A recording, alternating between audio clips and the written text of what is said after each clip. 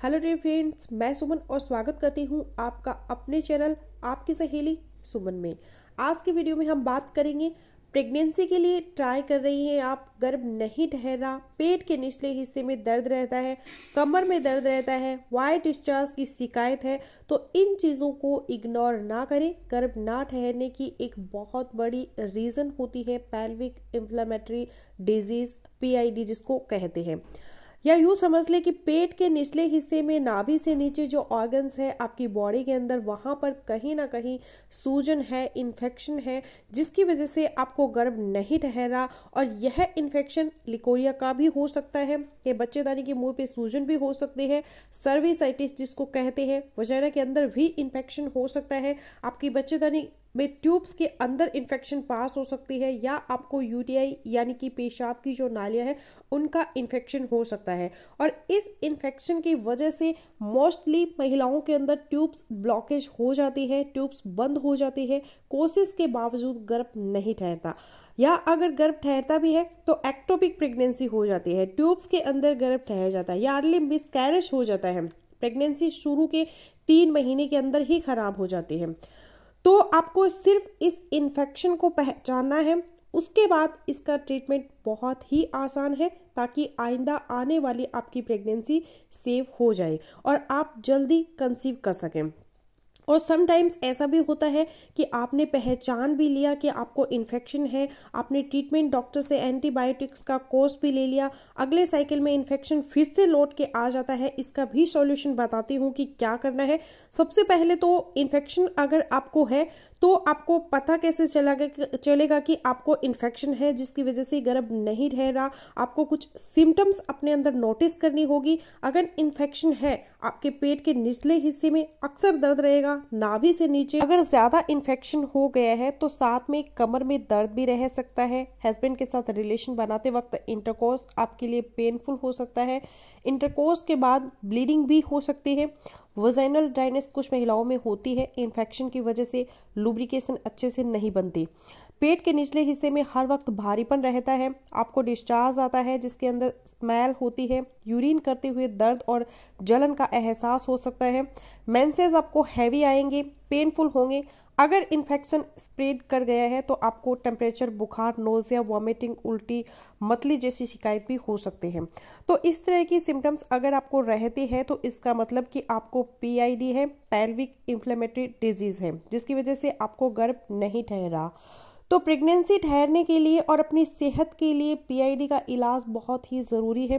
अगर तो chronic PID है, काफ़ी टाइम से आपको ये इन्फेक्शन का प्रॉब्लम चला आ रहा है, तो अपने डॉक्टर के साथ एक कंसल्टेशन बहुत ही ज़रूरी है। एंटीबायोटिक का एक कोर्स लेना बहुत ही ज़रूरी है, जो 5 से 7 दिन तक डॉक्टर आपको दवाइयाँ खाने के लिए देते हैं। वह आपकी मर्ज पहचान के उसके मुताबिक आपको एंटीबायोटिक रिकमेंड कर देते हैं। लेकिन क्या एंटीबायोटिक 5 से 7 दिन खा लेना सफिशिएंट है? उसके बाद क्या दोबारा इन्फेक्शन नहीं होगा? हो जाता है। अक्सर आपको यह है कि जब एंटीबायोटिक का कोर्स पूरा हो जाता है, उसके बाद एक बार अपने डॉक्टर से दोबारा चेकअप करवाना है, ताकि आपके डॉक्टर यह जज कर सके कि कोई ट्रेसेस इन्फेक्शन के अंदर रह तो नहीं गए जो दोबारा इन्फेक्शन कर सकते हैं। आपने एंटीबायोटिक्स का कोर्स एक बार ले लिया, उसके बाद दोबारा चेकअप भी अपने डॉक्टर से करवा लिया, तो क्या फिर इन्फेक्शन दोबारा पलट के नहीं आएगा? आ भी सकता है इन्फेक्शन। बार बार रिपीटेड इन्फेक्शन आपको ना हो, इसके लिए आपको फिर क्या करना है? टिप्स हैं जिनको फॉलो करना है। सबसे पहली और इम्पॉर्टेंट चीज़ है मेंस्ट्रुअल हाइजीन। मेंसेस के दौरान पीरियड्स के जो 5 से 7 दिन होते हैं, उसमें अपनी हाइजीन को मेंटेन रखना बहुत ही ज़रूरी है। और मोस्टली महिलाओं में इन्फेक्शन वहीं से शुरू होता है और अगले साइकिल में फिर से आ जाता है।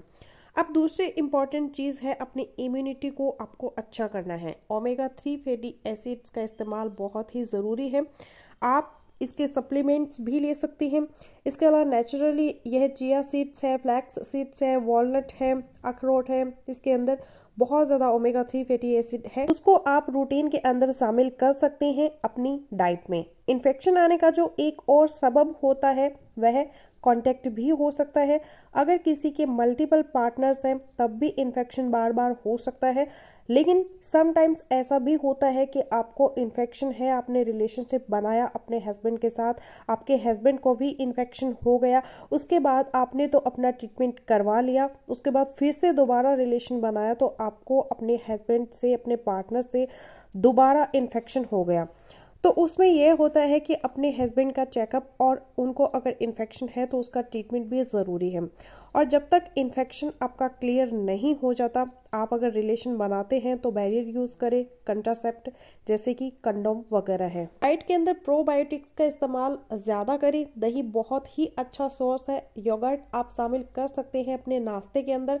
इसके अलावा सिट्रस फ्रूट्स जितने भी हैं, संतरा, नींबू, माल्टा, ये विटामिन सी का कंटेंट आपके अंदर बढ़ाते हैं, जो आपको हेल्प करता है इन्फेक्शन के अगेंस्ट फाइट करने में। लेमन ग्रास की चाय भी आप ले सकते हैं, और अजवाइन और लौंग की चाय भी आपके लिए बेस्ट है। एक चुटकी अजवाइन आप रात को 1 गिलास पानी के अंदर भिगो कर रख दें, उसके अंदर आप 2 लौंग डाल दें, सुबह चाहे तो उसको गर्म कर ले, उसके बाद उसको छान के आप पी सकते हैं। टर्मरिक एक बहुत ही हेल्पफुल है, नेचुरल एंटीसेप्टिक और एंटीबायोटिक है। हल्दी की बात कर रही हूँ, 1 चुटकी हल्दी आप रात को सोते वक्त दूध के अंदर डाल के पी सकते हैं, या आप सुबह में लुक वार्म वाटर के अंदर डाल के भी खाली पेट इसे पी सकते हैं। और लिक्विड का इंटेक ज़्यादा करें, पानी ज़्यादा से ज़्यादा पिए। तो अगर आपको लग रहा है कि आपके अंदर गर्भ ना ठहरने की वजह पेल्विक इन्फ्लेमेटरी डिजीज़ या इन्फेक्शन है, तो इन सारे टिप्स को फॉलो करें, इन्फेक्शन को क्लियर करें, तो गर्भ बहुत जल्दी ठहर जाएगा। तो आई होपफुली मेरा आज का वीडियो आप लोगों के लिए यूजफुल रहेगा। चैनल को सब्सक्राइब ज़रूर कर लीजिएगा और बेल नोटिफिकेशन ऑन कर लीजिएगा, ताकि आगे आने वाली वीडियोस आप तक पहुंच सके। मिलते हैं किसी अगले वीडियो में, तब तक के लिए बाय बाय।